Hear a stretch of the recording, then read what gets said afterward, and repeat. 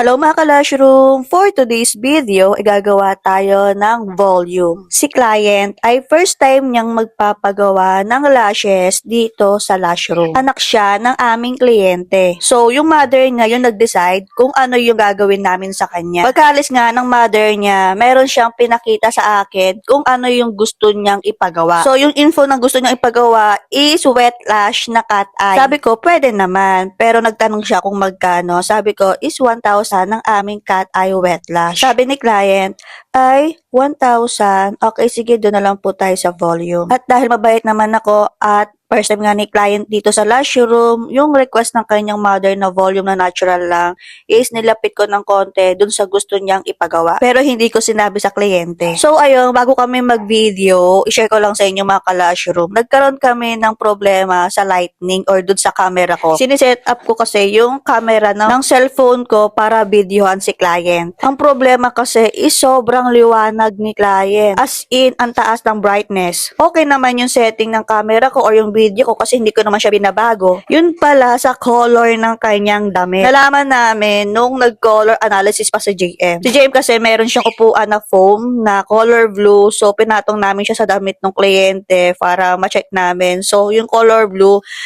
sa kanya, nag-dark. Kaya, ayun, nalaman namin na sa damit pala ni client kung bakit napakaliwanag sa kanya. Plus, maganda din talaga yung skin tone ni client. So, ayun na nga, balik na nga tayo sa ating ginagawa. Sa part na to ay tapos na ako. At kung napanood mo yung video na to, from the start hanggang dito, papansin ninyo na first time kong gumamit ng Gole. I don't know kung paano siya i-pronounce, Gole or Goli. And ang mga sabi ko sa lash glue na to, the first time kong ginamit ay ang ganda. Promise, ang ganda! Hindi dahil sa binigyan ako or nagbigay ng PR package. Seryoso ako mga ka-Lushroom, ang ganda, promise. Hindi ako naglagay dyan ng lash primer, pero tignan nyo, kapit na kapit na kapit niya kahit anong brush ko, walang natatanggal. At napakalinis tignan nyo. Baka sabihin nyo na naman, na maganda na naman para sa akin. Eh, anong gagawin kung maganda? Eh, syempre, i-flex yan. Hindi naman din kasi ako madamot. Kung ano yung ginagamit ko, sinishare ko. At dahil tapos na nga ako, maglalagay na ako dito ng bonder. Sobrang ako natuwa sa packaging ng bonder nila kasi para siyang lagayan ng zero. So, habang naglalagay ako dito ng bonder, ay na-excite ako kung ano magiging outcome sa kanya. Anyway, si client pala ay 16 years old or 17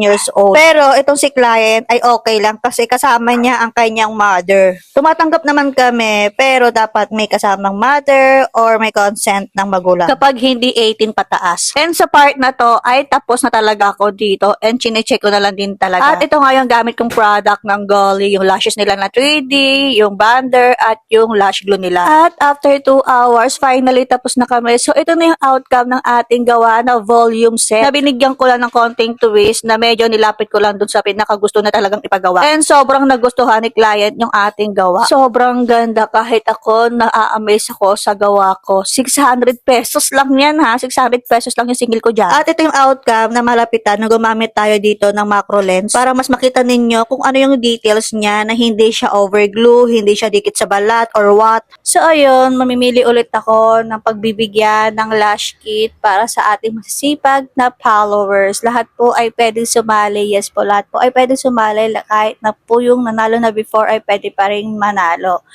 So, kailangan lang po ay kayo ay naka-follow sa ating social media. So, sino kaya ang next na mabibigyan natin ng lash kit? So, yun lang. Thank you for watching. Bye!